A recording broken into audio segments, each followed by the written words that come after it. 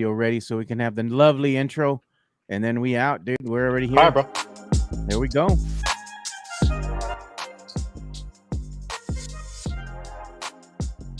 To join us in the chat, we're gonna ask the question on today's show: should the San Antonio airport be renamed after Pop? And they were also talking about the funding for the San Antonio arena downtown, for the new San Antonio Spurs arena downtown, and the city council's already approved the funding for that, or a funding source. Right, so one of the funding sources. One of the funding sources. We're gonna kind of talk about that too, and it's like, hey man, if you want a professional sports team in town, you got to give them a new arena to play in. It comes with the territory. It's part of the business, man. There's a lot of intricacies, you know, and it's tough. A lot of people kind of, you know, jump the gun a little bit, but there's a lot, you know, there's so many assets and entities that are involved in that. But it's Friday and we don't give a damn, you know. That's what they say, right? We don't give a damn. Hey, we also got some boxing news to get into too, man. Absolutely. You man, know? the Nestios are already locked and loaded, bro. Matt Lerma, Sam Salinas, Matt Gomez. Hey, bro, the Nestios are always. You can always count on the Nestios to show up, dog. Sam Salinas. Look at that. Sam Salinas says, just saw a headline from Ken saying Giannis prefers to stay in the East. I saw that too, but I've also seen other reports that say different, man. You know what I mean? It's just crazy because I see one report that says one thing. Show me one report and I'll show you one that says something else. You know what I mean? We also saw reports of what Kawhi wanted to stay in San Antonio. Motherfucker was gone. Yeah. Matt Lerma, my man. Yeah, man. Hey, reports are what they are, bro. Until it happens, you know. Mm-hmm. A lot could change, man.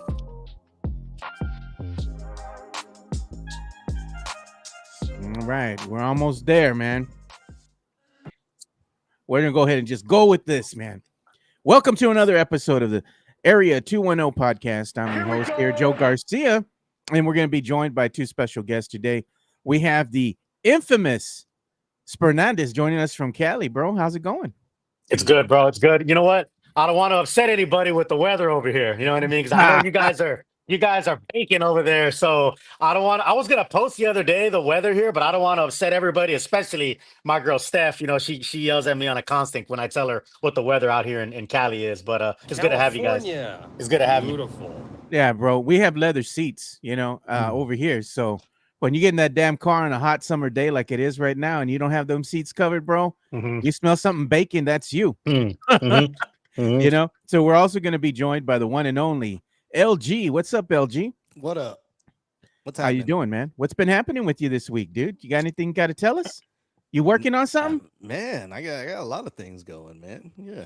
He's a man of many talents. Yeah, I had a new guest host on the other day, DJ XBoyRD, on my last podcast of LG's House, and he had a lot of insight on the DJ game in town. So yeah, you want to check that out. We're gonna do some live Twitch DJ streams soon, so be looking for that. Nice. Remember, I pitched the idea to you, man. I want to do this with you, at least maybe try to do it like every so often, or we have a happy hour, man, and we just pull up, you know, somewhere, or like, you know, I could do it from my house, you could do that from your house, and we just have a happy hour. We're just drinking, shooting the shit, bar talk, and playing music. That'd be fun, man. Yeah, you gotta organize it, man. Yeah. And Tony Ornales is here. He says, "¿Qué pasó, vatos? ¿Qué pasó, Tony Ornales?" Hey, I'm wearing my cowboy gear just for you, Tony. You know, he's old. Tony was saying he don't believe in the Cowboys, so I told him, just stay gone then. When we have the carne asada and they're in the playoffs, and you want to go to Buffalo Wild Wings with us at Twin Peaks, nah, bro, we good. I just give him a hard time though. I like busting his chops. You're still welcome to the party, Tony. I'm just giving you a hard time. And he's saying, "What's up, my brother? I am thinking of another player besides Liam McNeely for the 14th pick. Can you guess who?" He's talking to you, Fernandez. And Sam Salinas says, "Love the shirt, LG." Yeah, thanks, Sam. Today is I don't know how many years it's been, but today was the day that Jim Henson passed away many years ago. May 16th was the day. Yeah, many years ago. You know who else has been came out right now and said that they're having some issues of their own, some medical issues, is the great, and I mean the great, Jim Ross, man. Oh yeah, what's going WWE on? wrestling legend, man. He came out and he revealed that he has colon cancer. I gotta pour some man. out for him, man. That's the Gotta pour worst. some out for the legend. F cancer.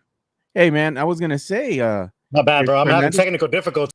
I think the nice weather out here Yeah, is kind of messing with the technical difficulties, but my Eh, bad. I'm back. yeah. I was saying, man, like, we're talking about legends because somebody had mentioned they like LG shirt, and it's a tribute to the great Jim Henson. And Yeah. I was telling LG that we got to pour some out here for the legend himself, the great Jim Ross, man. Been diagnosed with colon cancer, bro. I saw that, man. I saw that, man. The cancer's about to get a little slobber knocker. You know what I'm saying? Yeah, Because man. Jim Ross gonna beat that, bro. You know, like LG said, man. Fuck cancer. Yeah, man. Jim Ross is a legend, man. I remember back in the day. You know, I'm an old school wrestling fan, like WWF type. You know, I'll be honest. I don't really keep up with it much anymore, but I love the old WWF. So I remember when Jim Ross first came to, because he was always a WCW guy, right, back in the day. And then he crossed over WrestleMania 9 when they had the togas and all that in Vegas. That's when he first came to WWF, and he was with the other legend, Bobby Heenan. Rest in peace, the Brain. Yeah, So man. yeah, man. Shout out to Jim Ross, man. You know, he's the one that says, "Look at him, my God, man. He's getting beaten like a government mule." What's the other one he said? Yeah. Oh no, they're beating him up in the ring. He's like, "Oh no, he's got a wife and kids." You know? He has a lot of good one-liners, man. He has a lot of good one-liners. I'll tell you, the OG one was the slobber knocker. You know, when he I remember him. It was great to have him and Jerry the King Lawler. Yeah. You know, calling the ring matches back in the day, dude. That was great times. And was, Jerry the man. King But Lawler, he's a dirty birdie, bro. But Oh, I I like his know, style, man. I know. I tell you what, man. I love the King, and I love Jim Ross. I also like, you want to really go old school. I liked Gorilla and Jesse the Body Ventura, but man, Oh, for yeah. me, but for me, bro, it's Gorilla and the Brain, bro. Gorilla Monsoon and Bobby Heenan, bro. I can't beat that combo. Remember the Mouth of the South? I was thinking about what do you call it? Like your managers for wrestling, right? The Mouth of the South was great, dude. When he had the Macho Man, Randy Savage, you remember? Back in the day, dude. That's fun. And look at Sam Salinas knows what we're talking about. He's saying the puppies. Oh man, they can't get away with stuff like that now in today's world. But back in the day, in the Attitude Era, even going beyond that, in the 80s, dude, it was a different breed. Bro, they had Val Venus, right? Was like a porn star wrestler, right? Like Ravishing Rick Rude. Yeah. What's it? The Godfather. The Godfather had the hoe train, like and he became a preacher or something like that, right? I remember I'm he not changed sure. his life around or something like probably. that. Yeah, man. A bunch of great stuff. I remember even my brother-in-law, he used to like that guy, that wrestler came out. What's his name? MVP. Remember that? Oh, back in yeah, the day? yeah. Yeah, a bunch of great wrestlers from back in the day. But I always have the voice of one, Jim Ross, synonymous with WWE back in the day. So wishing Jim Ross a speedy recovery as we kind of went down memory lane there. So we do have to go ahead and have an episode where me and you and maybe another OG himself, when we can get Dyer on here and we can talk about old school wrestling from back in the day. Oh man. There's so much, man. There's so much to unpack there. And it's funny because I watch a lot of those old ones on YouTube and stuff, or like Peacock. Peacock has everything, like every WrestleMania, every Royal Rumble, like all of them. It has every pay-per-view, all that stuff. So sometimes I'll watch that and I'll just because I was, as a kid, I grew up on that. You know what I mean? Like I love that stuff.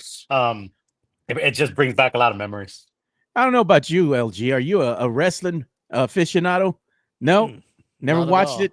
Nah, my brother watched it back in the day, and I kind of, leached off of that a little bit. But it was like the wrestling era of like, Bret the Hitman Hart and the Undertaker, Mr. Perfect, the brothers that would walk out like this, the Bushwhackers, Bushwhackers, Legion of Doom, bro. That was Legion of Doom, Road Warriors, Ultimate Warrior. That was kind of the heyday for me. The 90s wrestling. Yeah, I like that. I like that too. That was a good time. WWF. Exactly. Back in the day. Yeah, man. They needed to bring that back, man. That's when they had Hogan and Ultimate Warrior and all them. Yep. Macho Man. Yeah, the Macho Man and Hulk Hogan going at it. That was pretty funny, dude. I remember the Macho Man and Jake the Snake when they would go at it, dude. That was pretty classic too. Oh, I remember when they had that snake. The snake bit his ass. Arm and all that. Yeah. bro. Hey, I was traumatized as a kid watching that. You know what I mean? Like, yeah. Hey man, that dude was gangster, man. He just went and pulled the sack out. And he got the Hey, snake out, and he yeah. had Macho Man tied up against the ropes, and he's just hmm like, "Have at him, Damon." That hmm was the name of Yeah, the freaking Damien. snake. Yep, Yeah, Damien. Yeah, yeah. yeah, And then man. you got Miss Elizabeth, another one, rest in Yeah, peace, first La lady of Reina. wrestling. She's out, yeah, she's out there, doing her thing. And you know what's sad is, man, is like how many of those wrestlers from that era passed away really young. Oh It's yeah, pretty dude. sad. There was a lot of steroid use and painkillers and Illicit all drug kinds of stuff. use. Yeah, Yeah, man. yeah, yeah. Yeah, hmm cocaine's a hell of a drug, brother. It is. Look at that. Ravishing Rick Rude was he say? Manaco. A maniaco. Maniaco. I got you. I Maniaco. got That's you. Is that how facts. you say That's that? facts. Maniaco? Okay. Maniaco. All Yeah, right. yeah. That's facts. That's Maniaco. facts. Midtown knows what he's talking about. All Midtown right. knows exactly what he's talking about. What we're gonna do is we're gonna go ahead and get into this talk right here, the chatter that I saw on social media here on the X, man. And this one was talking Hey, about if it's on the X and so Twitter's got to be real, right? it's got to be real, It man. has to be. There's no lie told on Twitter. Hey, but you know what? This one is something that I saw locally here too as well. They're Mhm. talking about it, and this is about the one great Gregory Popovich, or Coach Pop, as we like to call him. And the El city Jefe. council member has filed a request to rename the San Antonio International Airport after Spurs president El Jefe himself, Gregg Popovich, calling his impact on the city immeasurable. And I'd have to agree, man. You know what? They're going to rename anything out of Coach Pop. Why not the airport, man? I'd get What behind do, that. what do you Might think, as LG? well. As long as we can call it El Jefe, the airport. Right, Yeah. Be right, great. right. Yeah. You're like, oh, we're Yeah. flying into El Jefe. Exactly. El Jefe, Fantastic. El Jefe International, bro. EJX, right? Like the because like LAX, like they have all the different like acronyms, right? There you Right go. now it's SAT. The airport is SAT, but yeah, El Jefe International, bro. I'm down for that.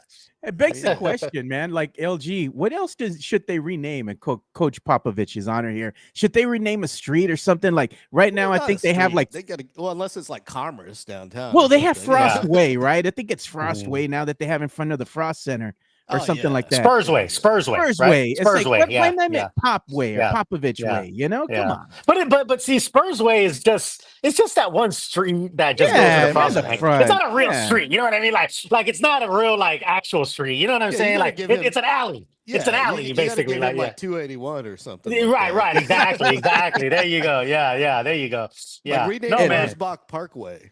El Jefe Yeah, Parkway. El Popovich Jefe Parkway. Parkway. There you go. exactly. Well, you want to talk about what we need, and I know some people were talking about it on Twitter this morning already. Statues, man. Right? If we're talking new Hey, arenas, bro, We Tim Duncan statue. I mean, we come don't on, do man. statues. I mean, they you go to should. LA. I know. Yeah, Drew, you've been to LA, bro. You see, Yeah. go to Crypto Staples Center, bro. They There's got, statues Kobe. everywhere. bro. They got. Not only do they got Kobe, dog, they got Oscar De La Hoya.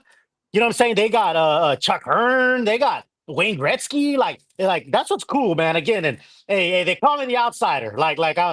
People accuse me of being, too Cali. Hey, look, I got Tex-Mex Frank on. I got the Campeche OG. I'm through and through San Antonio. But Puro. don't get it, Puro. But don't get it twisted. Hey, you come out to LA, you come out, it's a vibe, man. You come out to San Diego, it's a vibe, man. You'll love it. But yeah, man, you go out there to Crypto, man. You got the statues of not only the Lakers legends, you got De La Hoya, you got Gretzky, and that's cool. That's a cool legacy. You know what we got to do? If LG makes his way out there and we all go watch a game somewhere together, right? We got to get LG a grill, man, so he can fit in with the local people, man, and get you some ice. Yeah. Yeah. Might try some on. I don't know if I'm gonna drop the dime on for a grill. Yeah. I think a grill would suit you though, man. You look good with the grill. Yeah. I'm sure it would. Sure do. But I'm totally down to go out there. We should hit a Padres game. Yeah, Oh man, Petco. You know what? Petco is a great stadium, man. Petco is so state of the art, so chill. You don't even you don't even gotta be a Padres fan, man. You get out there, it's a vibe. Good food, The whole good city. Dodgers hot, good game. yeah, What yeah, about a good yeah. Dodgers game, man? Yeah, man. Yeah, no Dodgers, of course, man. But Petco's a nice arena, man. Petco's a really cool stadium.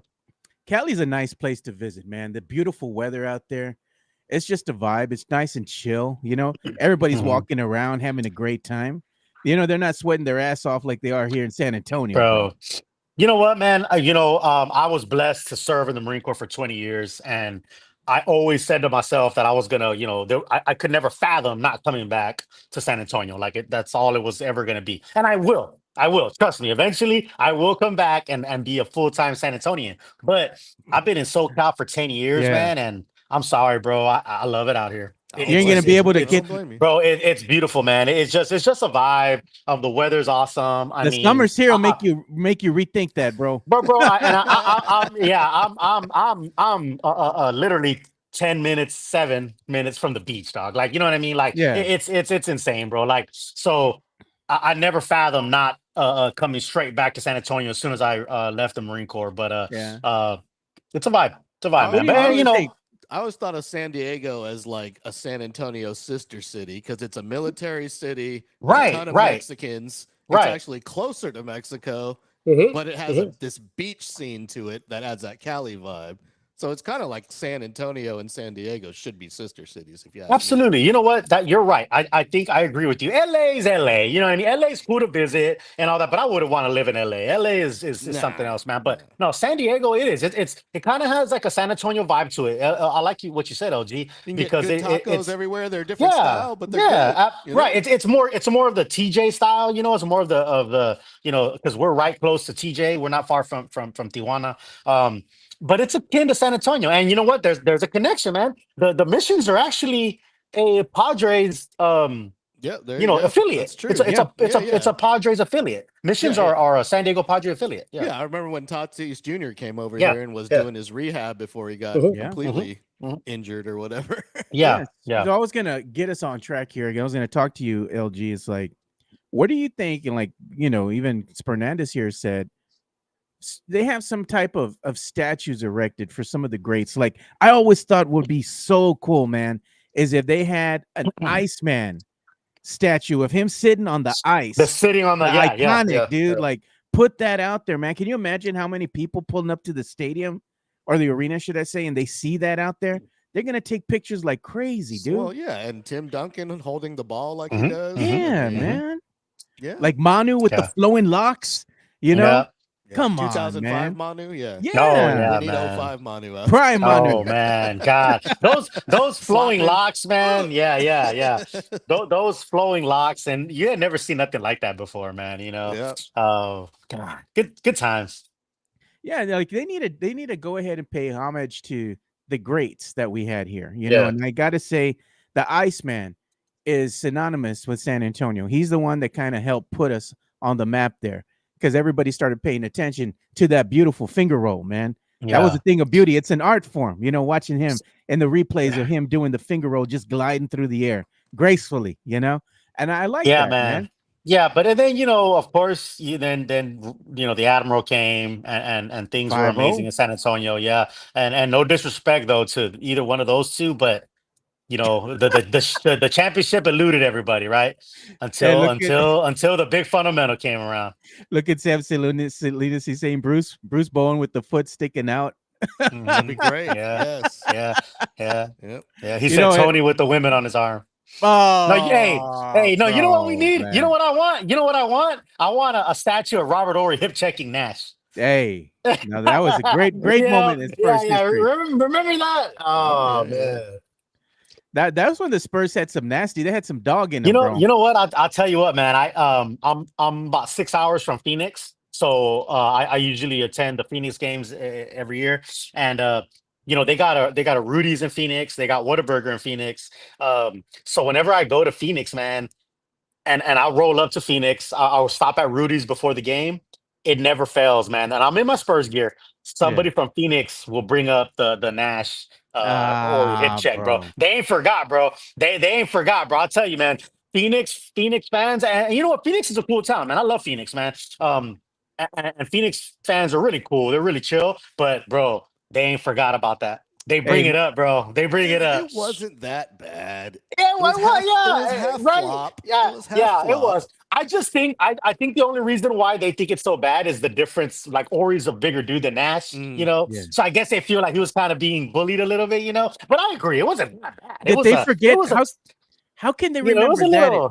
and Dude, forget. Draymond does that to everyone, people Oh, every night. no, you're right. Draymond does way worse. You're right. But why You're are right. they like But no, that I'm with telling you, Robert they Ory? do remember that. No, I'm not lying to you, bro. This is a true story. I've had people just like, they're like, you know what? I actually respect the Spurs, Phoenix fans. And they're like, but man, that Robert Ory hip check, like, Hey, I think they thought that they could have won that year if no, they that didn't weren't gonna happen. I don't win, know. bro. I know. Come No, on. I'm saying they thought that. Yeah, You know what yeah. I mean? Like they felt that They was felt that their we stole a year. Like, champion. He yeah, stole a yes, chip. yes, He yes, stole a yes, chip yes, from them. yes, Nah, yes. come Because on, bro. because remember, Stoudemire left the bench and Yeah. he got suspended for a game. All the after the third and fourth order effects or whatever. But They remember that, right, Rick and LG? But they seem to forget the clashing of the heads with one mhm, Nash and Manu.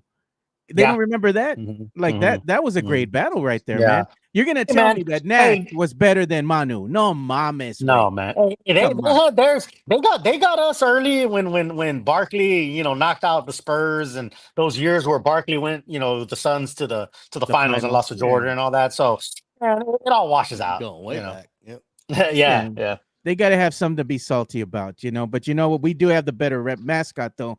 We got the coyote and they got that gorilla. Yeah. No, but you know what? I Hey, kind of like the gorilla. Gorilla's not a bad mascot. Yeah, He's You all know what? right. I love You the know what? gorilla. I kind of, I'm not saying it's better than Coyote. I love the Coyote, but I kind of agree with LG. The Yeah. Gorilla's a bad, I the like Gorilla's the a bad gorilla. boy. How does the I don't know gorilla why make there's a- sense though? I don't You're know in why there's a Phoenix. yeah, it doesn't make sense. Well, why I, there's a yeah, I gorilla don't in know why. Phoenix, Yeah, but- I'll give you that. Yeah, Well, I agree with that. A maverick is a cow, not a horse. Right. So that Yeah. doesn't Right. make sense either. So There's a lot of mascots yeah. that don't make sense, but you're right. Exactly. I Yeah. don't know what the gorilla connection. I see what you're saying, Joe. To Phoenix is, but the gorilla in I of think- itself is a pretty cool I mascot. think gorilla's dope. So 100 Yeah, guys yeah. can beat up that gorilla though, right? 100 coyotes. 1,000, but- Yeah, 100 coyotes Nah, I don't know. versus the gorilla. Yeah, That gorilla can yeah, dunk. yeah, Hey. yeah. Yeah, he Hey, can, dude. my guy Ish is talking about Scottsdale is a hidden treasure. Yeah, Really? Scottsdale, Arizona. Scottsdale is an amazing area, man. It's so beautiful, secluded. You get out to Sedona and all that, man. Like Arizona is cool, man. And like I said, man, I've had good experiences, man. Most of the fans, even though they're like, you know what, I don't like the Spurs, they're cool about it. They're not like Yeah. Lakers fans who are kind of annoying. Phoenix fans, I think they're a man. little bit more chill. They're not going all Philly on you. And They're not Exactly, Rockets yeah, fans, yeah. dude. Yeah, Fuck yeah. the Oh, Rockets. man. Fuck the Rockets fans, bro. Houston, bro. Oh my god. They're not upper deck Dodgers fans. Nah, man. You know what I call Mhm. Houston? I call Houston the shit stain of Texas, bro. Damn, You know what? bro.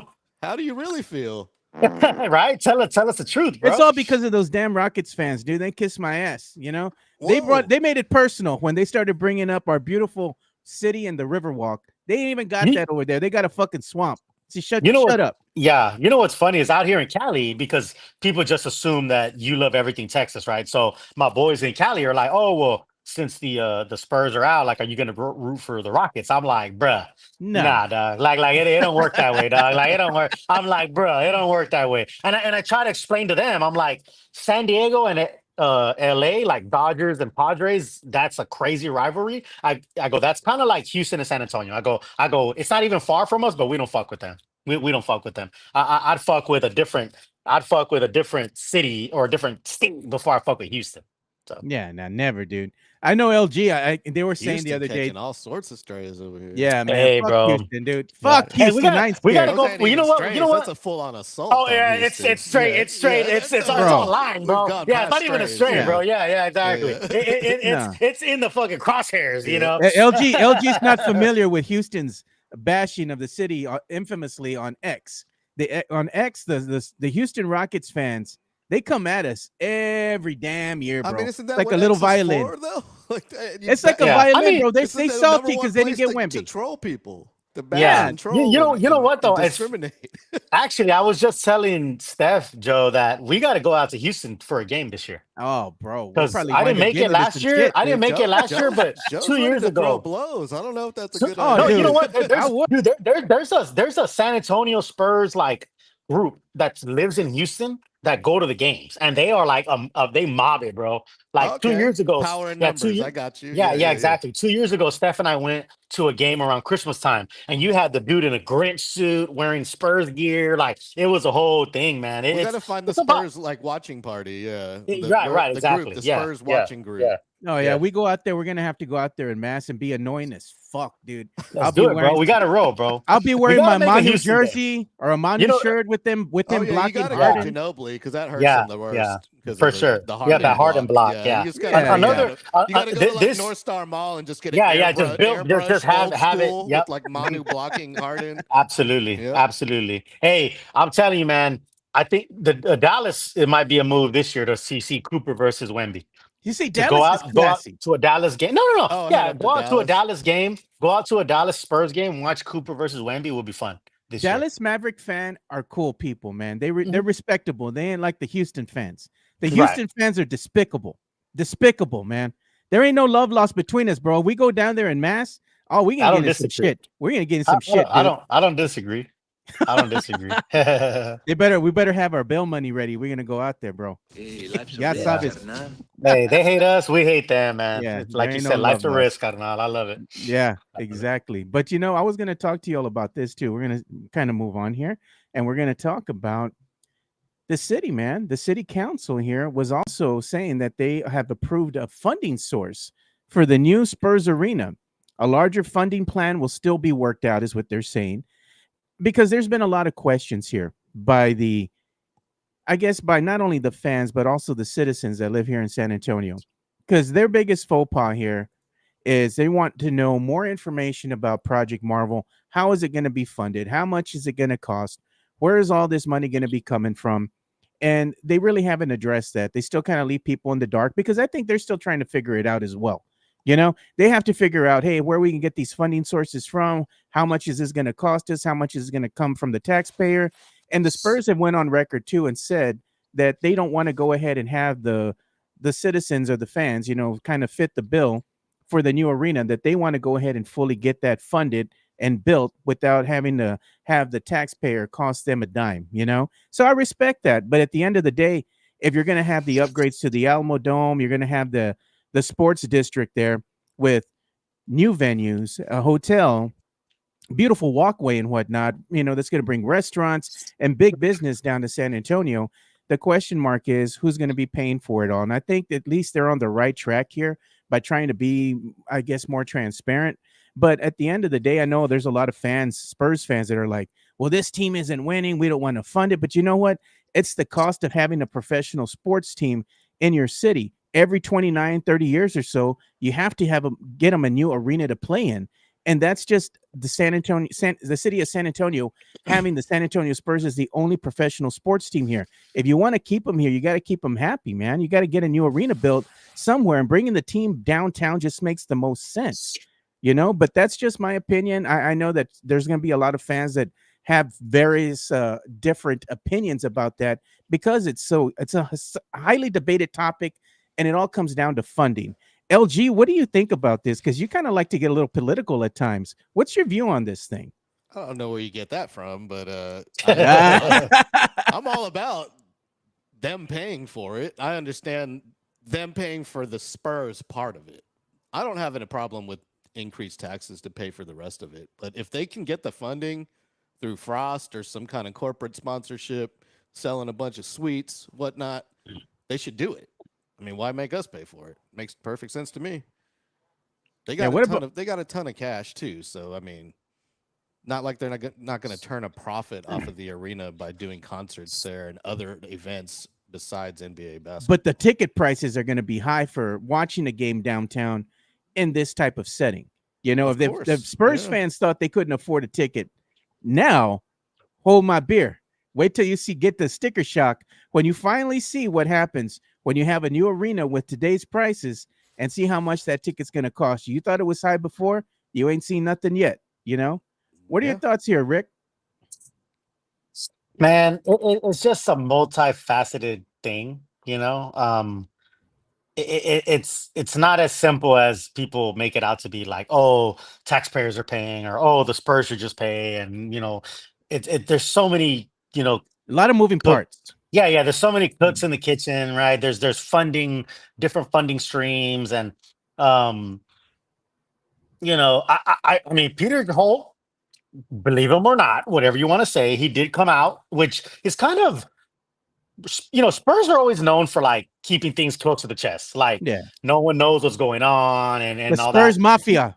Right. And I'll attest to it. I got it. That's kind of always been their way of not really wanting people to know what's going on behind closed doors. And I mean, again, man, I'm a simple guy, bro. I'm a kiss guy. Keep it Yeah, simple, stupid. Like yeah, in your own family, in your own house, a lot of people are like, look, what happens in my house is my business. We don't need it out in no one else's, people don't need to know what happens and all that. I grew up that way of like, hey, things happen in our home. This is our business. This is our private business. Everything doesn't need to be shown to everybody. So that's kind of how the Spurs operate, like it or hate it. But Peter J. Holt did come out on TV and said, we do not want, or we are trying to come up with a plan to not. Uh-oh, getting some audio issues from Rick. We'll bring him. He'll come back in here shortly. But I guess he's giving us his take on what he thinks as far as the funding sources and all the moving parts that go into having this sports district built. Because I've been to other cities that have a sports district, and I got to say, some of them are quite nice, man. There's a lot of things to do, and they all get used. I haven't they seen get one used. that doesn't, bring, more business and more tourism to the city. Exactly. I'm sorry, my friend. My you were bad. talking- No. Yeah.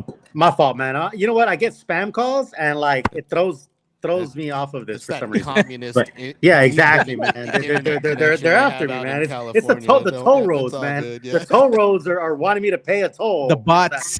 Yeah. Yeah. No. I was just saying that Peter J. Holt came out and said, "Hey, man, our plan is to not give a new tax to the San Antonio citizens." I mean, that's what he's saying. That's what it seems like they're trying to do. I don't think the Spurs are just trying to put a new tax on citizens. They're trying to do everything they can to. And I agree with LG. Like, if you could pay from private funds without making, there's hardworking people in San Antonio, man. They don't want to pay extra. I get that. I understand that argument when people say like, "Hey, I don't want to pay extra." I do get that, man. Nobody wants to pay bro. Don't talk to me about taxes in Cali. Oh, like, bro. Cali taxes, bro. like don't seriously, bro. You might as well take off about 30K of whatever you make when it State comes tax, to Cali Social taxes, bro. Security tax. Yeah. You mean So, you got everything. Yeah. So I get it. I understand, man. But it looks like they're trying to find an avenue with these 5-pronged pay situations that they're trying to do when it's like the hotels, the rental cars, all that kind of stuff, private funds from the Spurs, revenue from the Spurs. Now, when they say revenue from the Spurs team, it might mean a spike in tickets and stuff like that, which to me, I'm a season ticket holder. I'm just saying, right? Get your tickets now. Get your tickets now before they spike, because they are going to go up later, possibly. A lot. But listen, man. Anywhere, LA, man. You want to talk about? Look at a ticket to go to a game in LA. Look at a ticket to go to Boston. Like, look at a ticket to go to Madison Square Garden. Like, oh man. I know Spurs fans think that it's like expensive to go to a Spurs game, and I'm not trying to sound like Jimenez and be all bougie and be make all more money. Yeah, make more money. I'm not trying to say that. I'm not. But you gotta give some context to it, bro. Like, if you've never been elsewhere, you don't realize that, bro. There's people that like.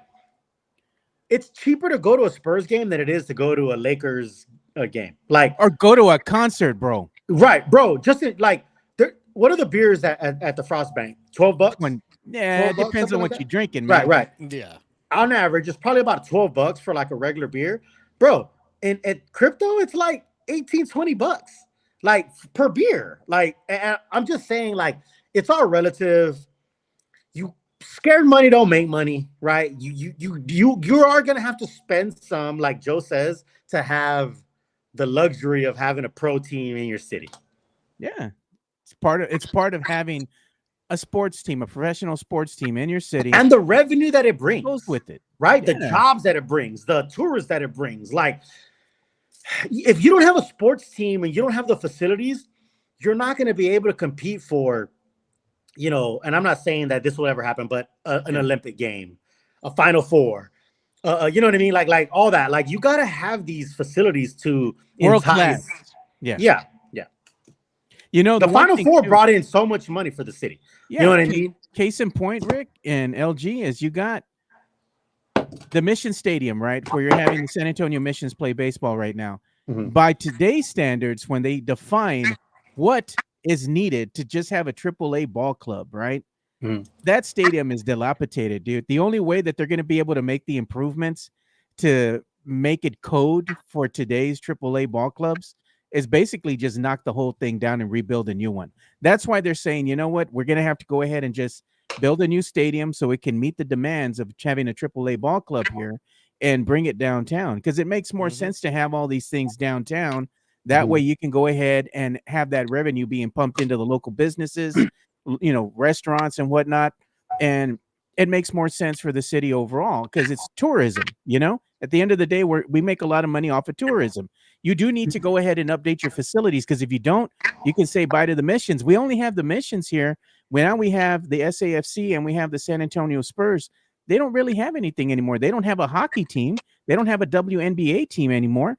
That's all you got. You got to take care of what you have, And people on the chat are making a lot of good points. And again, man, I'm not saying this to brag. I'm saying this that I am extremely blessed that I've been to games in Memphis, which the arena is right on Beale Street.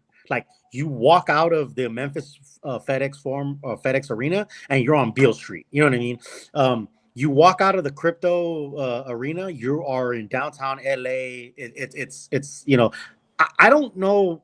Other than, there's probably very few other arenas where you don't walk out and there's restaurants, bars, downtown, nightlife, a freaking skating, ice skating rink. Like, every arena is like that. I mean, and it's common sense. Like you build an arena where people are, after the game. What do people want to do after a game? They want to drink and eat and whatever, bro. You get out of. You get out of the frost bank, man. Keep it real. Keep it real, bro. I walk by. What am I gonna do? Hang out on Rigsby? Like, what am I gonna do? Hang out on WWI Road on the east side? We good. Come on, bro. I'm just saying, bro. Up, get the hell out. Exactly, right. I'm get out of Dodge, bro. I'm not trying to be a hater on my own city, but real talk, bro. You walk out of and I understand the hesitation, because people were like, oh, well, the Frost Bank was supposed to revitalize the east side and all that. Man, that's a big ask, because nothing is even there. You have to create that infrastructure. Downtown is already there. You know what I mean? Like you add the arena to an already, thriving downtown. Man, like, it's just common sense. They're bro. already demolishing the Texas Institute of Cultures. Yeah. They're already bulldozing that thing, so they better build the arena there. Yeah. But then you have that faction that wants to go ahead and impede progress by saying, oh, it's a historical building. That building's falling apart, man. They got to knock it down before it falls down on its own. You don't want people in that damn thing. It's an eyesore, too. I mean, it's ugly, dude. It's a brutalist. When's the last time you were there? When was the last time any of us were there? Never. You know what, man? You know what, man? And I'm not trying to get too deep, but I think it's more than. I think people just are some people, some fans or whatever, are just so like disenfranchised with the Spurs and the organization. So like nothing they do are they're ever gonna get behind. You know what I mean? Like nothing, like, because like you spent like all year or 2 years or however long just like trashing the team and how horrible they are and whatever. So anything they do like is gonna go against what you just said for the last year. So it's almost like there's no pleasing. Like nothing they do is gonna they're not gonna be happy. Like. Yeah. It doesn't matter what they do. So if they say, hey, we want to build a new arena, they're gonna find a reason to oppose it. Yeah. Look at this. This comment from Sam Salinas had me laughing, dude. He goes, you can find a quick date after the Spurs game on Houston Street. If you know, you know. Hey, how much for what? About $50, $75, something like that. How much? Hey, how much? Yeah. But it's funny to see how Yeah. everybody here is divided. You know, you have the faction of the fan base and the citizens that live here that are like, you know what, we want to have nice things here too. Let's go ahead and get this thing done. And then you have the other faction that'll be like, you know, hey, I want to go ahead and see where all this funding is at the end of the day. How much is it going to cost us? And both sides have good points. You know, I'm not Absolutely. saying each one, you're not wrong or you're not right for thinking the way you do. At the end of the day, it just needs to make sense for the people that live here. And how is it going to all come together at the end of the day to try to appease the most people that you can? Because let's face it, man, at the end of the day, it's hard to make everyone happy. And there's always going to be people that are going to be disgruntled. The only thing you can do is try to go ahead and build it cheap as you can. And hopefully this will go ahead and be a revenue stream for the city moving forward. That's what the hope is. If you do the investment, the initial investment of getting this sports district built, the hope is that it's going to mean bigger opportunities for the city of San Antonio, because you have, in order to get the Final Four here again, you have to have better facilities. To get better concerts here, you have to have better facilities. You want to have bigger conventions, better things, but more opportunity for everybody here in San Antonio. You got to have something of this caliber, because if you look at other big cities in the United States, they have something similar to this. I mean, LG's been well traveled. He can attest to that. So can you, Rick? I mean, LG, you've been to other places, man. They're all lined up as just as y'all described earlier. They're lined up in entertainment districts, not in industrial, ghetto hell, basically. Sorry, East Siders, but it's just that's what it is. They built it in an industrial area, not an entertainment district, which is where it should have been built. Yeah, and somebody said or you build the entertainment district, like you said, you build that infrastructure. Somebody said never did. Somebody in the chat said that when you get out of the Frost Center, you're going to trip over the train tracks. That's true. Indicative of industrial park. Yeah, true. and again, man, I think it goes just to a bigger problem. And again, man, I'm not, I'm not trying to come off as like, bougie or like, oh, I'm just saying, like, man, a lot of people, and listen, before I joined the Marine Corps in 2003, I had never been on an airplane. Like, I had never left my neighborhood off of Marble. Never left San Antonio. Yeah. No. And that's just what it was. And God bless, like, my parents, right? I love them to death. They've never really left San Antonio, man. Like, most people from San Antonio grew up there. They had friends from kindergarten that were their friends when they graduated. And that's a beautiful thing, bro. It really is. It really is, man. I have friends to this day who I knew since kindergarten, who I still keep in touch with, and it's a beautiful thing. But if you've never ventured out, or if you've never been somewhere else, other states, other countries, like, it just opens your eyes and you see things. Like, LG's been around and have seen things. And again, this is not a knock on someone who hasn't. It really isn't. Like, people are blessed, or they're just circumstances or whatever. All I'm saying is just be open to change, I guess is what I'm trying to get at. Like, I never tell people that they're wrong, or they're I always talk about this on Twitter, where it's funny when people tell other people, like, you're wrong and my opinion is right. Yeah. I mean, that's my opinion isn't fact. Like, I'm not saying that my opinion is fact. It's not. It's just my opinion. And like, what do I say, Joe? My opinion at $10 gets me a coffee every day. You know what I mean? Like that's all. Like my opinion means nothing. But what I'm saying is, like, just be open to other things. You don't have to agree with it, but listen and try to hear other things out. Listen to listen and not to respond. And I think a lot of people in San Antonio are just kind of hardwired to, like, they take it like it's an attack on me and my culture and what I believe in if you want to do something different. You know what I mean? Yeah. And just, it's not really that. Like I said, man, it's just about open your aperture and open your mind up. Yeah, a little bit. Yeah. Don't be so narrow-minded at the end of the day. Open up your mind. Think about bigger possibilities. While it might be painful in the end, at the end of the day, having nice things here means big business for the city of San Antonio. But one of those big things that they do need to improve upon is, like Tony Hernandez alluded to, and that is they got to make this San Antonio airport better, man. We need to have more nonstop flights. I don't want to always have to go to Dallas. I don't want to always Bro. have to go to Houston for a Yeah. connecting flight, bro. Yeah. People don't understand that when you're on a flight and you're traveling, you get so effing tired, dude. Just waking up, going through the security or whatnot, or even if you go through the way that you do and you already paid ahead of time and you can just, go pre-check, that's the way to do it. But just traveling and waiting for your flight and then it gets delayed and it just adds more travel time to your day. And by the time you get to your destination, you're dead tired. San Antonio sucks in that regards because if I want to go somewhere, I always got to get a connecting flight. I'm tired of that, man.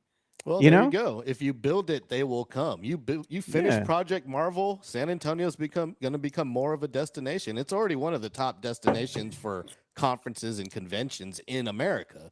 But Yeah. San Diego is as well, and it's even more so. If we have this badass sports complex that can also hold several conferences and conventions, there's going to be nonstop flights here from all over the place, man. Austin has nonstop to Amsterdam, nonstop to London. Why can't we get that? We deserve it. I look at Tony Ornella says, free your mind and the rest will follow. Hey, I heard that in the En Vogue voice. Oh, you yeah, know. bro. I heard that in the voice Free vote. your voice. mind. Oh, that's great stuff, And if man. we can't improve our airport for that, we need to get that high-speed bullet train to the Austin Hey. airport Mm. because that'll just be like, other Yeah. big cities that have airports that are an hour away from each other. Yeah. Yeah, and I then- mean, bro, That'll give us access to nonstop flights. You go to places like in Europe and in Asia, and trains and all that is like it's. I feel like here people here think like public transportation is like ghetto, bus. right? Like whatever, We're used right? to the Via bus. Well, yeah. right. Yeah. That's the sentiment. The Which has sentiment here. improved greatly Yeah, over the yeah. years. The thought here is like, oh, you're on the bus, you're a scrub, like you're ghetto. Like, why are you on the bus? why you using public transportation, bro? Asia, Europe, bro, public transportation is the way to go, bro. Like, Yeah, you can get exactly. on a plane, on a train, Yeah. and go place to place, bro. When I was in Korea, bro, I would hop on a train and hit Seoul, which is like New York City of Korea, Busan, beaches, like all this stuff. So, and all on a like public train for like equivalent of like $5 to $10. Like, again, man, it's a mentality thing, bro. It's a mentality thing. Here, it's like the crab bucket mentality where crabs are trying to get out and do better, and like crabs are holding them down or trying to pull them down. pull them down. Yeah. I hate to say it, but it's kind of like that a little bit sometimes in San Antonio, where if you want to do better, if you want something big, people want to bring you down and want to be like, and it's a cultural thing. It's a socio-economical thing. It's a lot of things where people tell you like, oh, you're trying to be better than us, or you're trying to be this or that or whatever. So they're trying to pull you down into the bucket, man. And I just don't think that's a way for a society to operate. Look at what Jason Garcia is saying, and this is the thing that the people of the city here in San Antonio have been opposed to for so many years. The light rail system in Portland is great.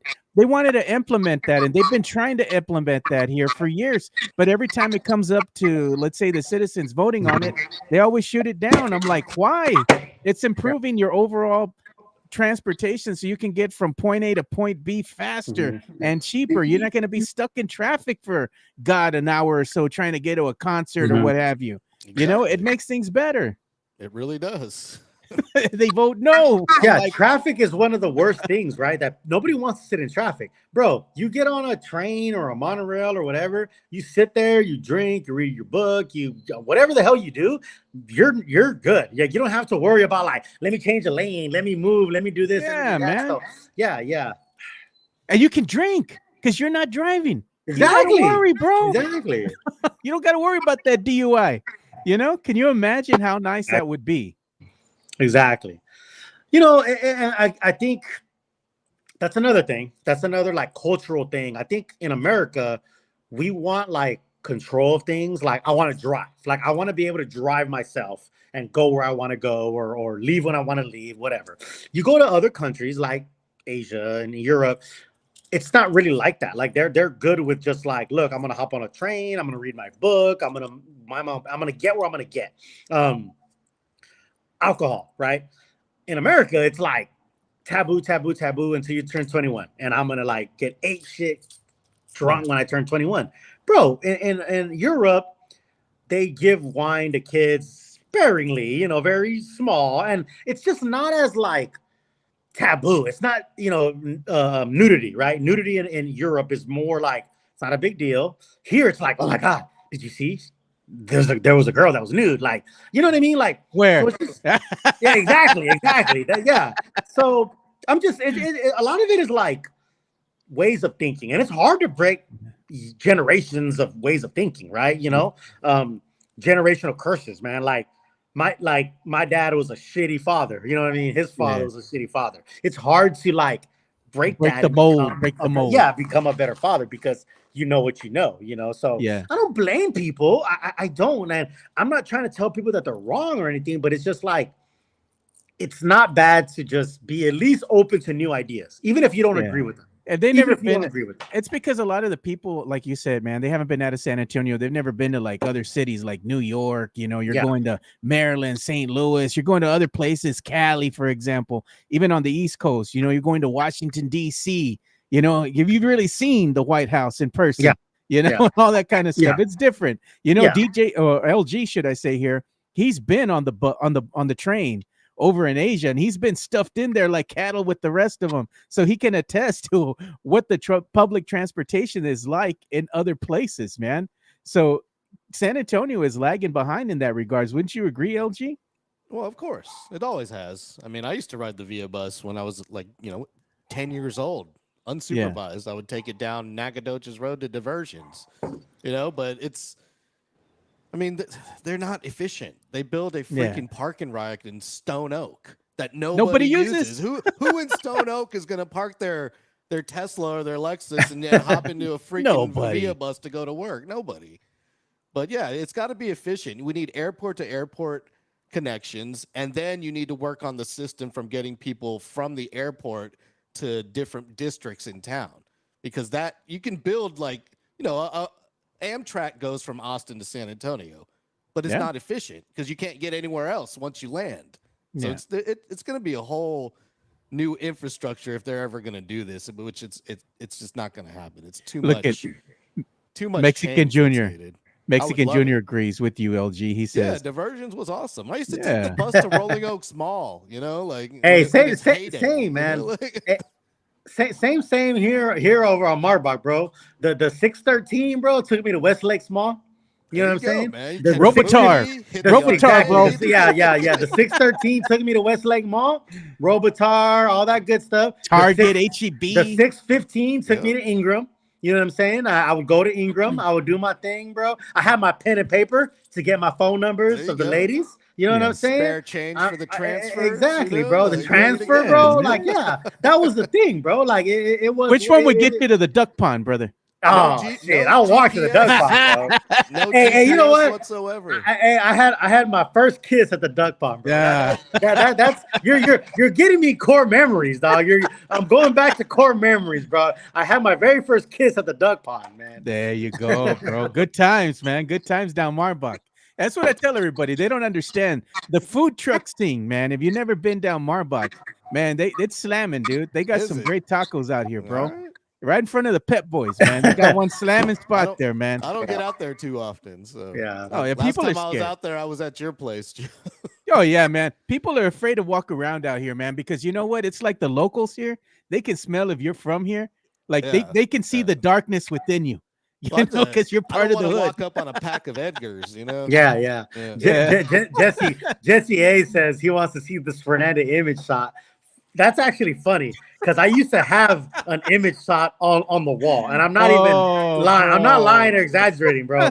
I was a 14-year-old father, right? Yeah. So I have an image shot of me and my ex-wife, and my baby, who's now 27 years old, up on the wall, bro. Image shot. I'm in my cholo gear. They had the lights up above you. And everything, bro, like I was cholo, sad girl, all that shit, bro. But yeah, image shots. Yeah, Jesse A, you know what I'm talking about. Hey man, that sounds like said he grew up in Big Country. You know what's funny about Big Country? Marbach. I know. You know what's funny is back in the day, dog. Big Country used to be like country, like there was nothing. You live way out there. Now it's like I went to Pease. You know what I mean? I went to Pease. I went to John Jay. So like now, Big Country used to be like the backwoods. Now it's like shit. You might as Well, well it was be out here by downtown. 1604, and back in the day, 1604, there was nothing out there, man. Oh, It's just bro, farm there was roads, nothing on man. Petranco. Yeah, Bro, there was nothing on Petranco, Nothing. dog. Back in the day, dog, there was that mobile by Pease and the alternative school that I went to 2 years of that alternative school, by the way. But Yeah. that alternative school where they kick you out of your normal school and all Oh, that. yeah, that Peace by Peace, man. Yeah. Yeah, The yeah. Peas, and then up the hill you have the alternative school. Yeah, exactly. And then you had that mobile, bro. That's all that was back in That's Petranco. Petranco was nothing but monte, bro. It was It's nothing farmland, but monte. pastures. Yeah. Now it's fucking like Culebra. Houses now on it's houses, like, man. Yeah. Dude. Jason was asking you a question, man. What do you say? It I'm says- sorry. It says, "What type of dog did you get?" Hey, female dog, a bitch. You know what I'm saying? A female dog, a bitch. Yeah. And that was like I don't know, 10 years old, 12.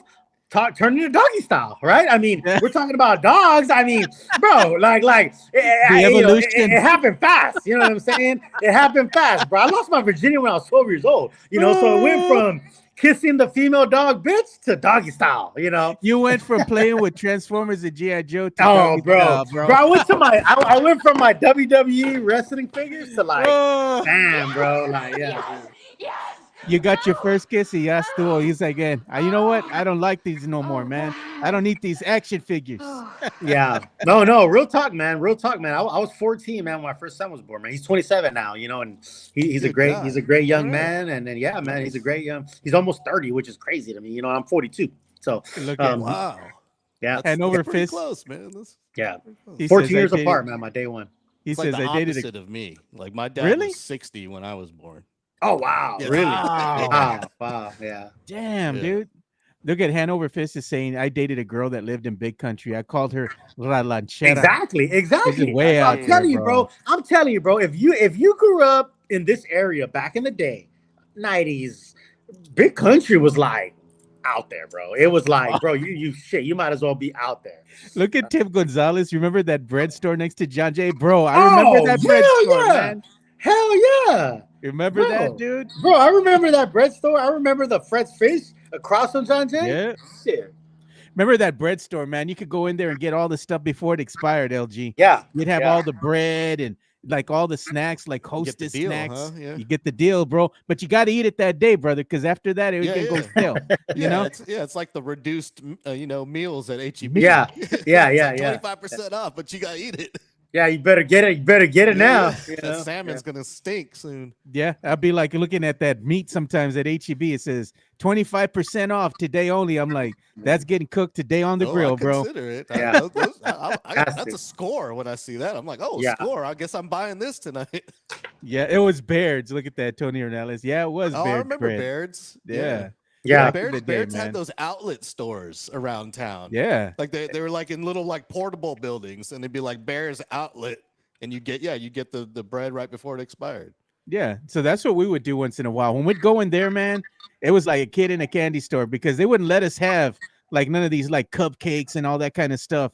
And then they'd be like, hey, man, here's like $5 or so. Y'all can go wild. We're like, oh, bro, say less.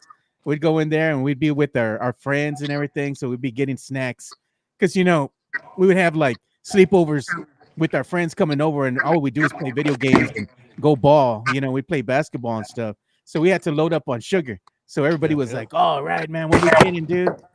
It was good times, man. The Baird's store has a lot of memories for me because that's what we do. That and the other memory I had was when I was over there in my hood off of Five Palms.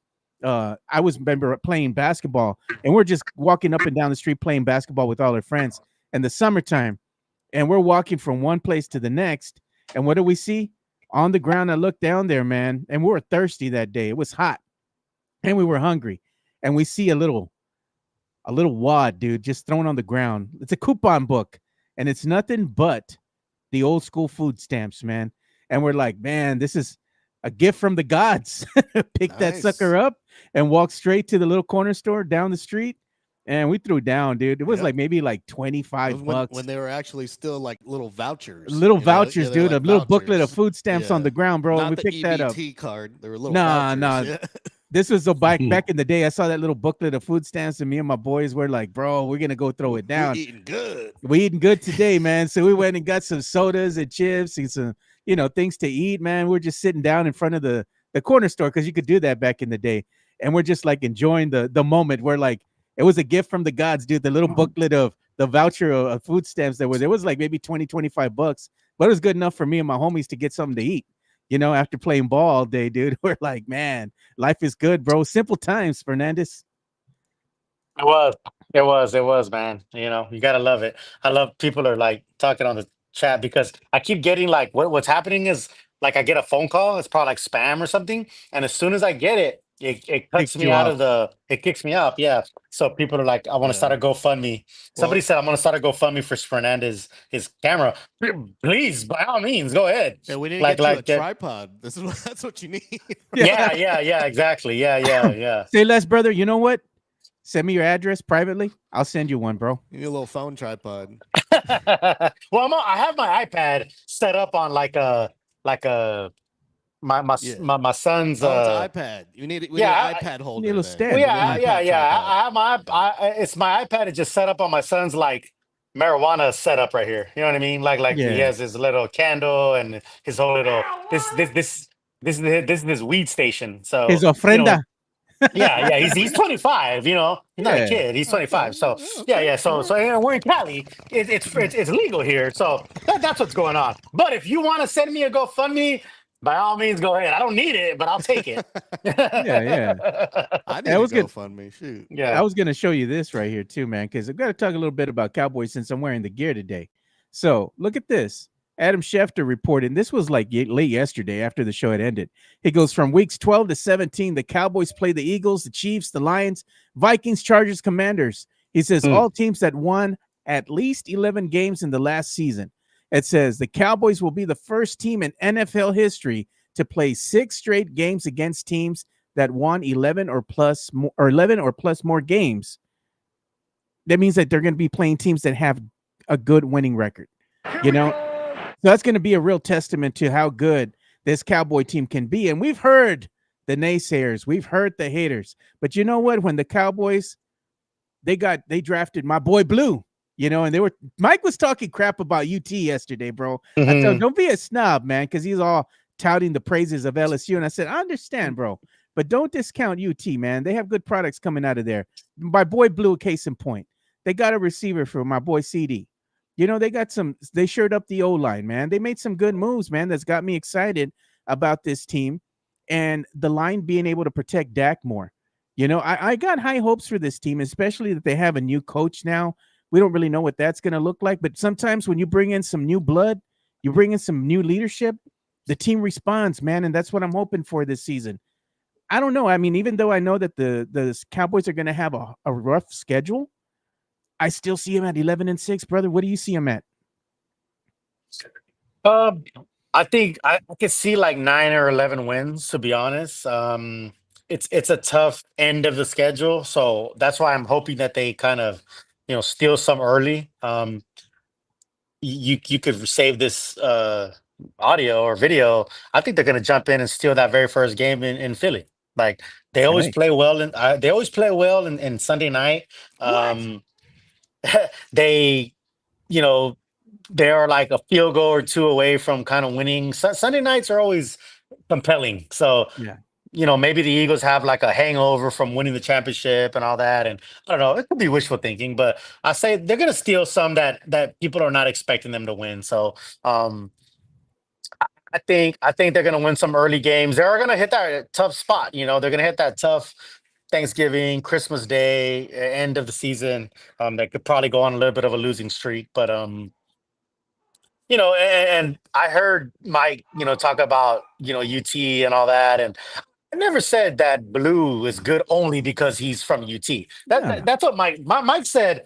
Something like putting words in your mouth, brother. Yeah, Mike said something like, "You guys only like players just because they come from UT." No. You like them because they're good at what they do, and they happen to come from UT. You know what I mean? LaMarcus Aldridge, Kevin Durant. Right. Come on, He went on and on about Kai Jones and different people. Corey Joseph was a UT guy. Like, Kevin Durant obviously went to UT, and then Mike moved the goalpost and said, "Whoa, he only went for 1 year." Okay, did he go to UT or not? Like, like, did he go to UT or did he not go to UT? Yes. What's the criteria that you only 1 year or 3 years? So whenever and this is indicative of a lot of people, whenever you kind of go back at them, like if somebody says, well, just because they went to UT, they're not good. Oh, what about Kevin Durant? Well, he only went for 1 year. Okay, did he go to Still UT or went? not?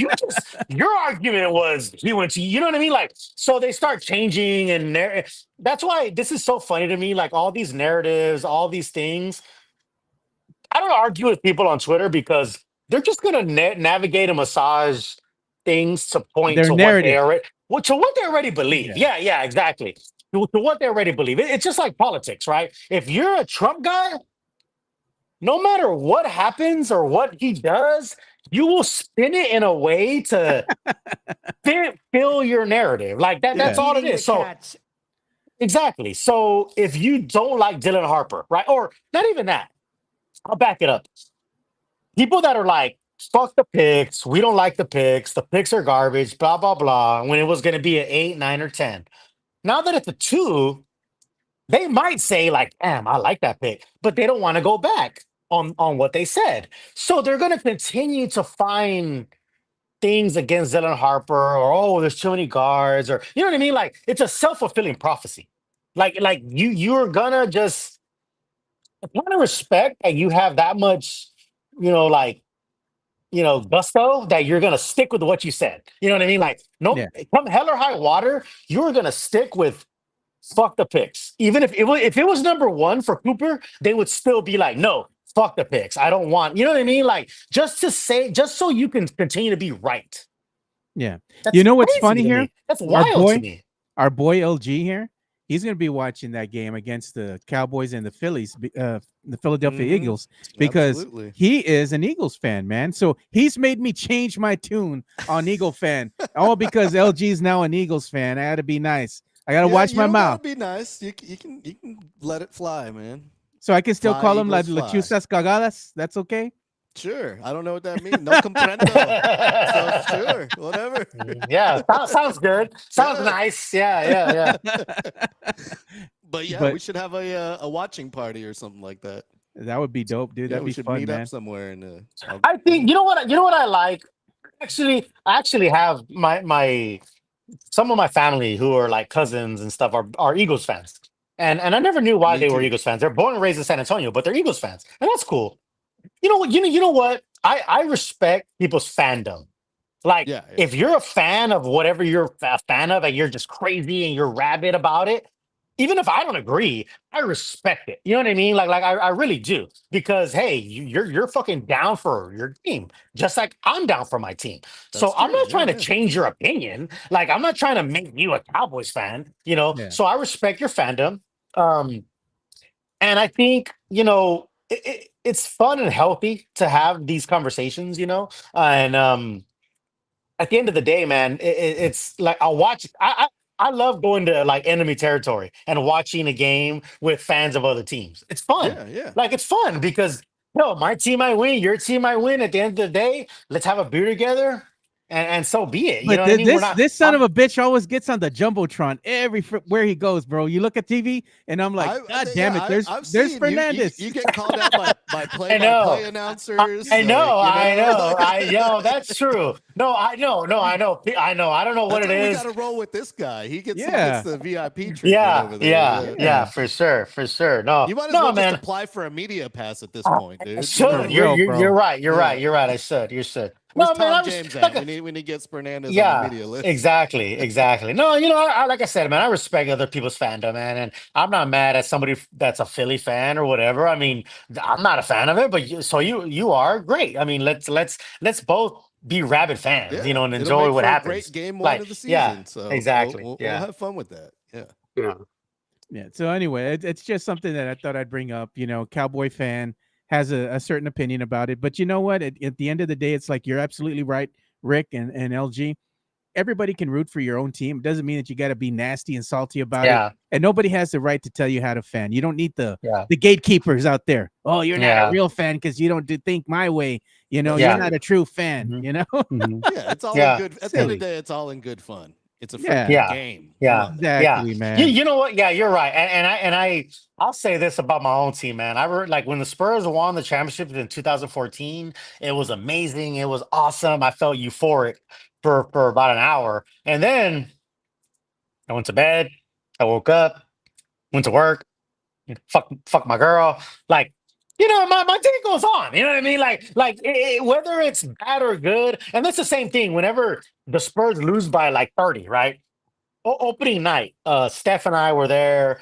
The Spurs got their ass kicked. Man, I had a blast at the Frostbank Center. You know what I mean? I didn't even cups were realize what the stacked. score was. Yeah, cups were stacked. I was having a good time.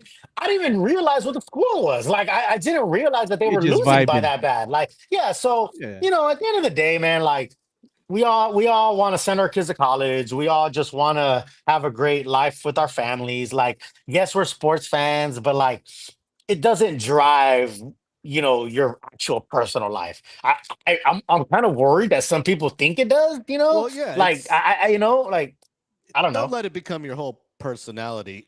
First, Jesus. But just you can be a fan. Yeah, just don't let it Yeah.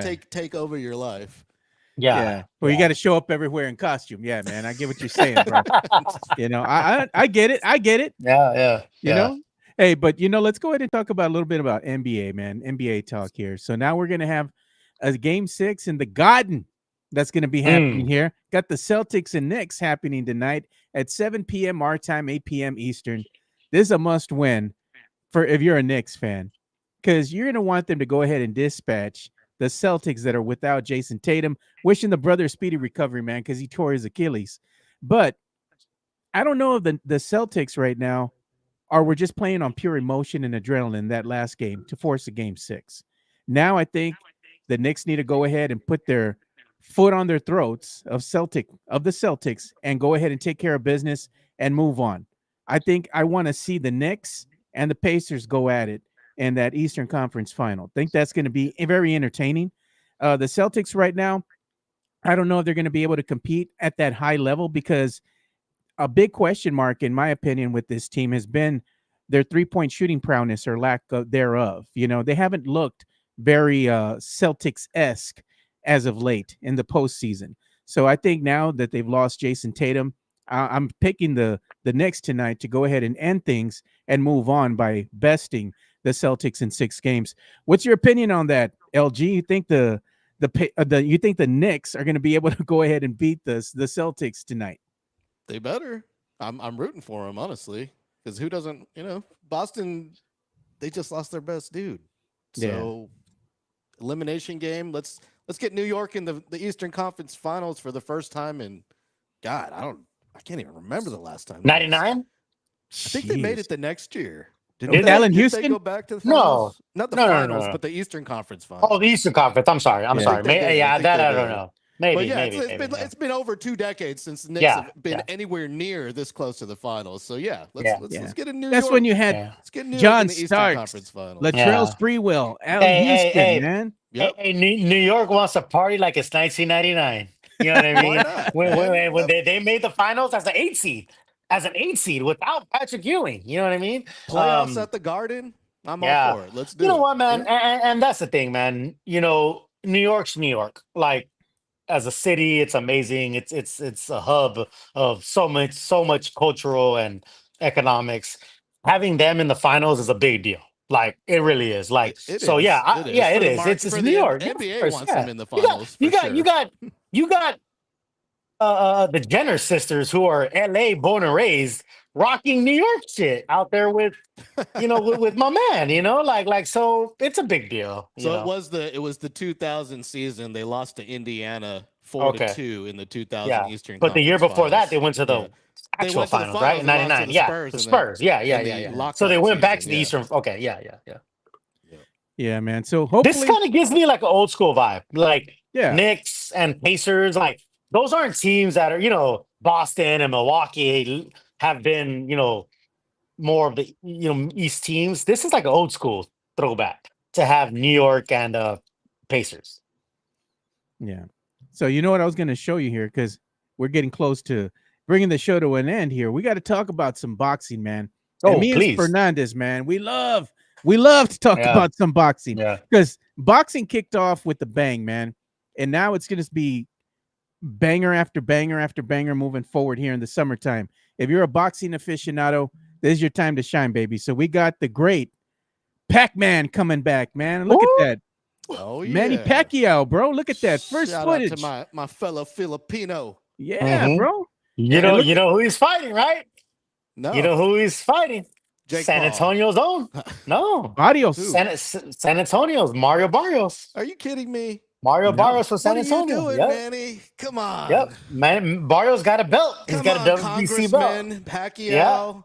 4 years removed from Filipino fighting. Grammy Award And- winning and you know Manny what? Pacquiao. Hey, Come hey, on, hey, man. I love me some Manny, bro. The You don't Manny need to shirts, be fighting bro. anymore, dude. Bro, exactly. He must be hard on cash. Must be Bro, hard I on love cash, me bro. some Manny back in the day. I was a Manny guy, bro. I love Manny. I had the shirts. I'm not even Filipino, but like I love Manny Pacquiao because dude's amazing. I mean, you want to talk about a Man. buzzsaw of a fighter. I mean, this dude is just crazy, right? Even when he fought Marquez and Barrera, who are Mexican legends. Yeah. I was a Manny guy during those fights. My people disown me for being a Manny guy during those Barrera and Marquez fights. I love Manny Pacquiao, but man, 4 years removed from fighting.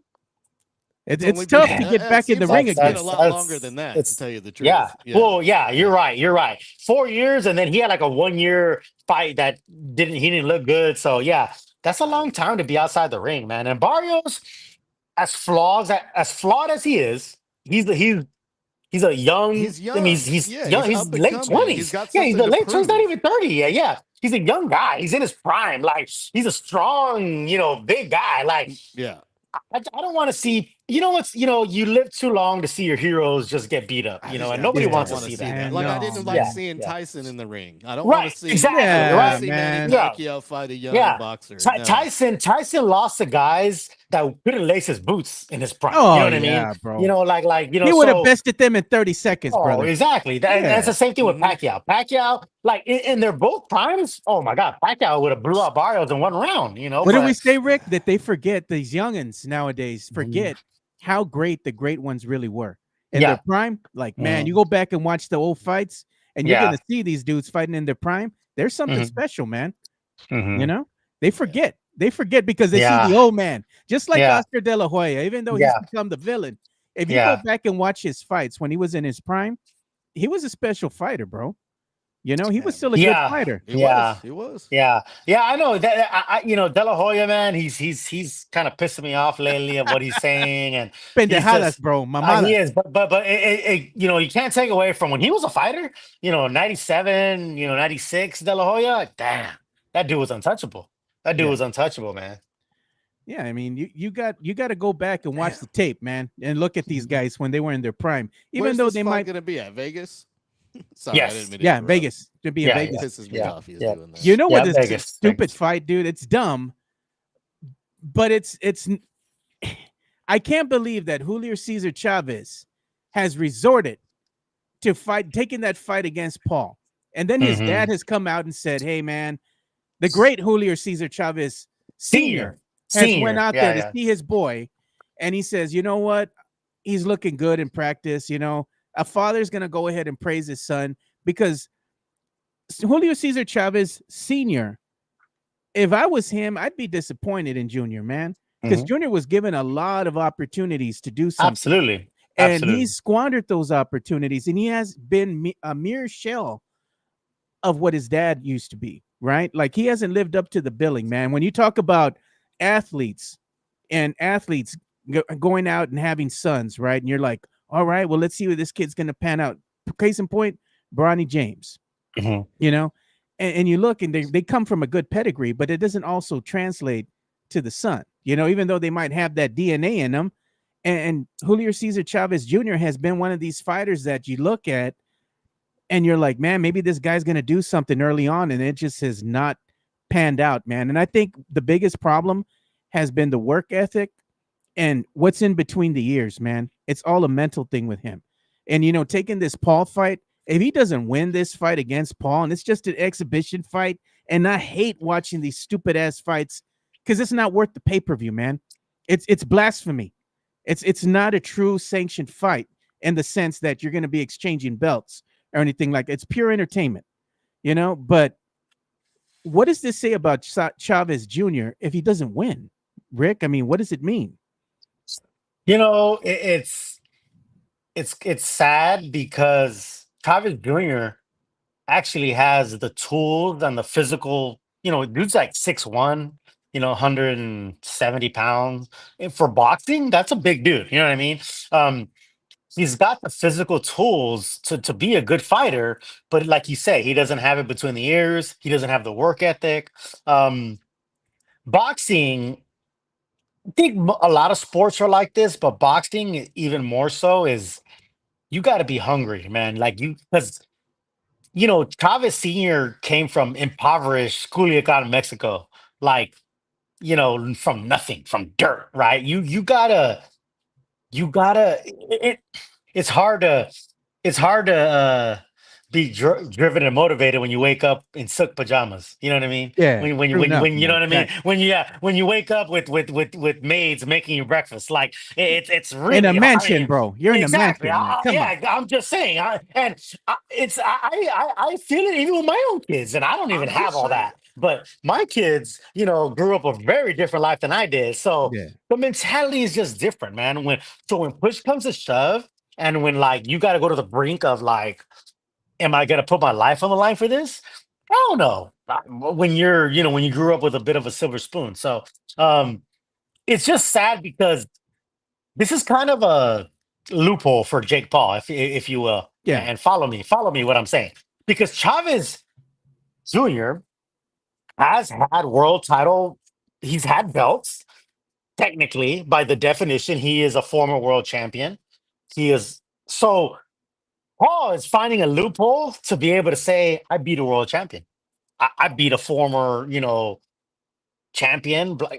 And if he does beat Chavez Jr., you know what I'm saying? Like he's trying to find the easiest route to say, I beat a real boxer, I beat a real world champion. Because Paul has done a lot of like YouTube fights and fought celebrities and all that. He hasn't been taken serious. The one time he fought an actual boxer, Tommy Fury, Yeah. Tyson Tyson Fury's Fury's brother. little brother. Yeah. Tyson Fury's, or I'm sorry, Tommy Fury beat him easily. And Tommy Fury's not even a good fighter. He's like an No. amateur fighter, but he's like a schooled amateur fighter. Like, you know what I mean? Like he grew up fighting. So Jake Paul, to me, Jake Paul is a pretty good amateur fighter. Like I remember at first I hated the whole Jake Paul thing.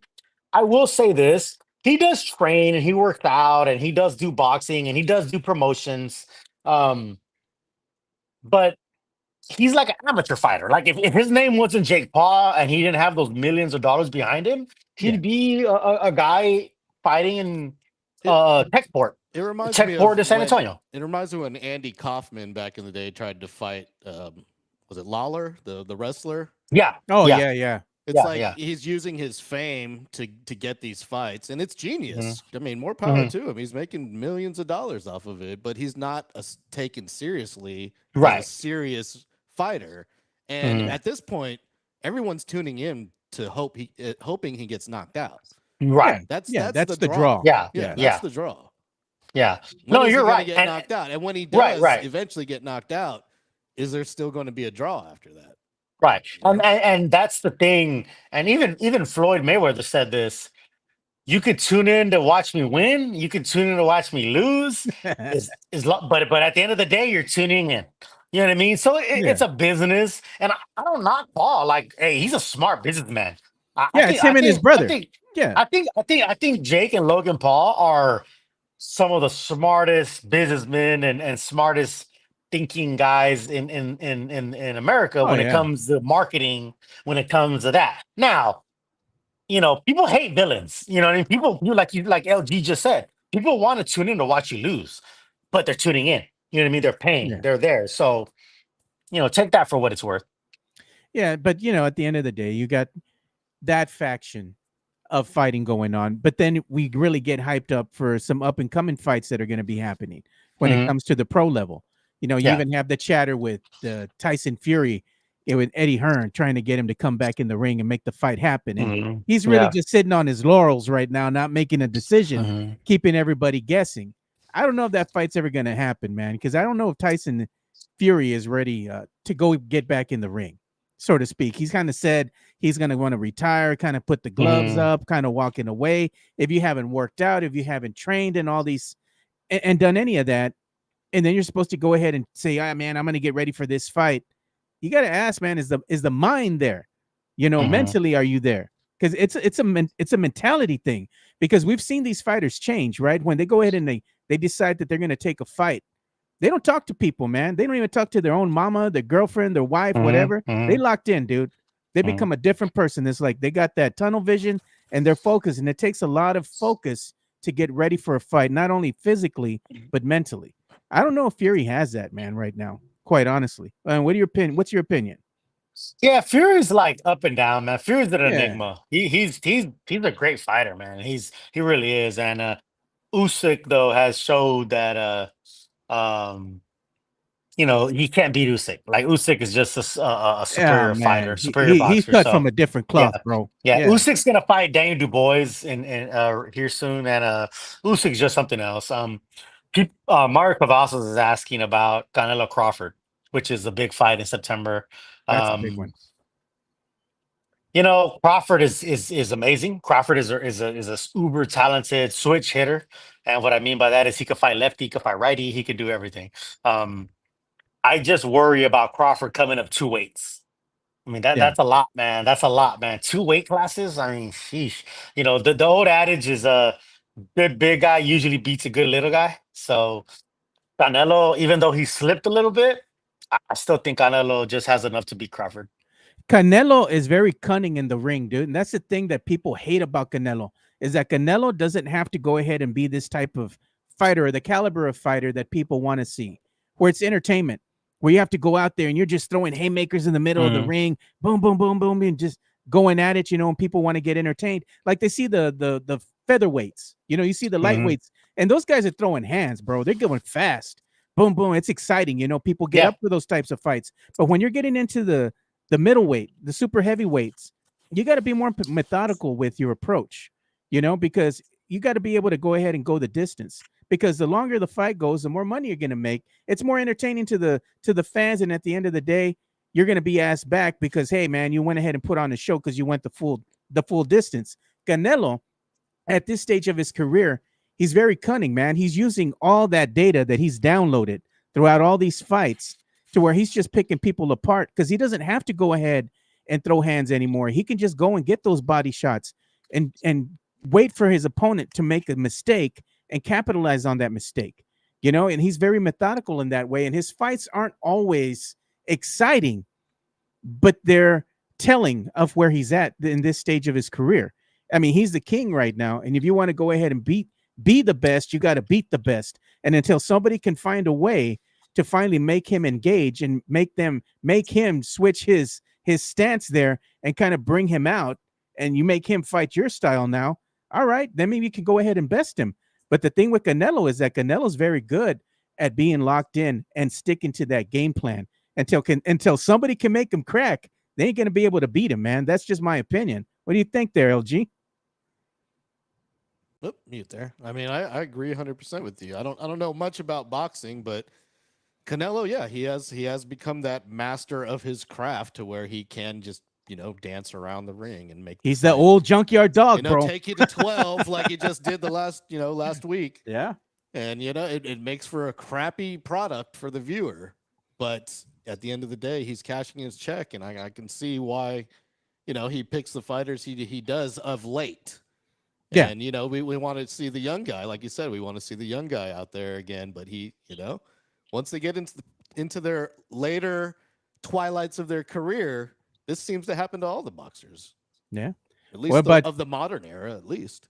Yeah. What about you, Rick? What say you, Rick, about Canelo and his I guess his fighting stance nowadays, as he's getting older and getting longer in the tooth of his career. No, man. I mean, it's funny because LG says that he doesn't know a lot about boxing, but he hit it right on the nail. He hit it right on the nail on the head. Whether it's Floyd, whether it's Oscar, shit, you could go back to Sugar Ray Leonard. Yeah. You get to a certain so this is what happens with fighters.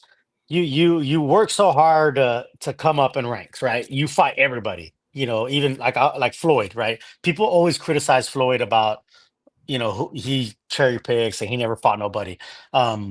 If you go back to his early career when he was fighting Gennaro Hernandez back in 1996 or 97, or I'm sorry, 98. Floyd was a 96 Olympian, right? So Floyd went to the Olympics in 96. 2 years later, he's fighting Gennaro Hernandez, who's a 40 uh, fight professional who's been in the ring with Oscar De La Hoya, multiple time world champion, and Floyd is like 18-0 or something like that, right? That was a big undertaking for Floyd. And then he fights Angel Manfredi, who's a powerhouse fighter from Chicago. Floyd stops him in 2 rounds. So you go, you try and win, and you do all these things to make it to a precipice where now I'm the man. Now I can dictate who I fight, who I don't fight, what money I make.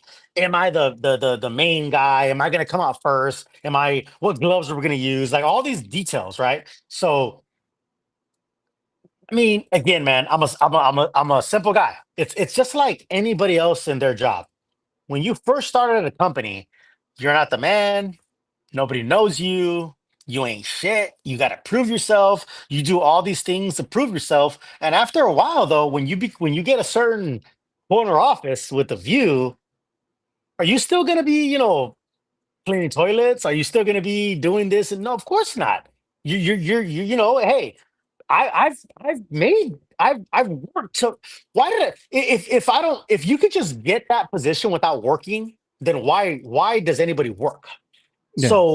So that's kind of the juxtaposition I'm trying to make where it's not that different from anybody else. Like you work your ass off when you're young and you're new in a position or whatever, and then you get to where you're at. Not that you forget where you came from and you're above anybody, but you get to a position where, hey, I don't got to do those things no more. You know what I mean? Like I work my ass off to get where I'm at. So fighters get to a point where they could dictate a little bit more. And yeah, it does suck for the viewing public, like LG said. It makes for kind of a shitty product sometimes when you don't fight the best or whatever. But people in the chat are talking about David Benavidez, who is a great young fighter, and I would love to see Canelo fight him. We all would. But there's Yeah. always gonna be another young fighter who's gonna come up. You know what I mean? So it goes back. It's not just new to Canelo. If you know anything about boxing, Aaron Pryor used to talk to Sugar Ray Leonard and say, "Hey, you forgot about me. We used to spar together. We were boys. When you became big time, you forgot about me. You don't want to fight me no more." People say Sugar Ray Leonard duck Aaron Pryor.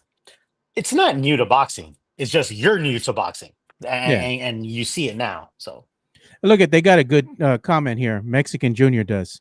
Who wins between Bam and Inoue? That's Ooh. gonna be a good match, bro. Ooh. Wow. Man, I love my guy Bam. He's a San Antonio guy. He's puro. You walk into A-Ball Coffee at Southtown, you'll see Bam there having a coffee with the people. He's a man of the people. You want to talk about somebody who has no ego and who is just chill? Bam. You ever meet Bam? You'll run into him at HEB. Like Bam is the chillest, coolest dude ever. And he's fought for multiple world titles in Japan and Vegas and everywhere. But man, NOA, it goes back. Bam going up a couple of weights to fight NOA. So, as much as I love Bam, I think NOA is just too big for him. Inoue, he's proven too. He can get knocked down and he gonna get back up again. So Yeah. Inoue Like ain't the no song, slouch, right? man. Yeah. That'd be Yeah, interesting, no. dude. I'd like to see San Antonio's own go up against him. Hey, if anybody could get to NOA, it could be Bam. Bam has skills that are just fucking off the charts, man. Bam is a very skilled fighter. He could fight lefty, he could fight righty. He could, he's with Robert Yeah, Garcia. switch it up. Yeah. Good training camp. He's aggressive. Inoue is a little chinny. He gets caught, but Inoue usually comes back. So it'll be good. I just feel like Bam coming up a couple of weights is what just like kind of similar to Conor Crawford. Crawford. That it's hard for a small good fighter to beat a bigger good fighter. Yeah, they do have a fight coming up here. I mean, this is going to be like an Australian card that's coming up. If you want to go ahead and see that, then we leave the headline there is going to be Caesar Vaca and Goodman, Sam Goodman going at it. That's going to happen tomorrow. I don't know exactly where you're going to be able to see this one. It's going to happen around 7 p.m. But might be DAZN. Maybe DAZN. Yeah, DAZN usually has some of those overseas fights. Yeah, it's going to be a pay-per-view, but it's an overseas card, so it's probably more than likely going to happen earlier in the day, Yeah. So that's the only thing with these fights, especially the Inoue fights. You got to wake up early to see it because even if he's in Japan, it's going to happen like at 3 or 4 in the morning, dude. Real early. Yeah.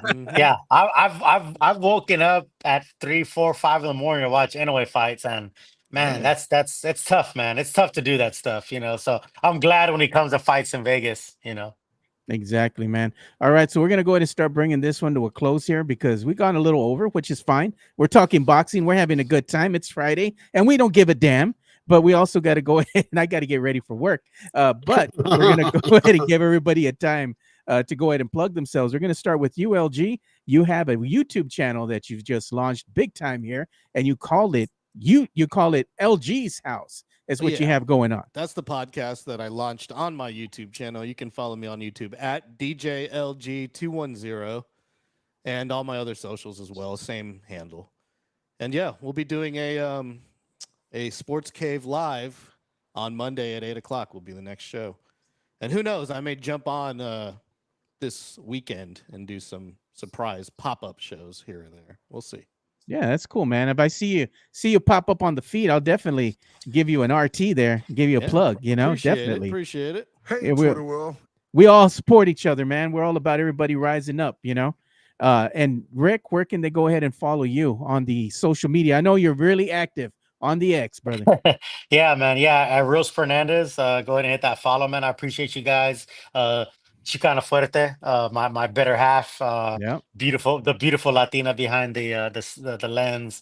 You could go ahead and follow her and our videography social media company, Fuerte Productions. Really appreciate that follow and that plug. If you guys need any videography work, whether it's quinces, weddings, she's gonna go to Austin tomorrow to do Austin FC shoots. Nice. Yeah, man. Definitely hit us up. All right, so you can go ahead and catch, Rick here and LG on the social medias there. Make sure you go ahead and follow LG on YouTube. Make sure you subscribe to not only his YouTube channel, but also his show, LG's House. And also go ahead and give some love to our boy here, Sam Freese, Biggest Puma, the Sports Cave, man. At Sports Cave Live on YouTube. We launched his channel as well, so we'll be on there at 8:00. Yeah, make sure you go ahead and give Sam some love too. He does great stuff out there. Great work all around, man.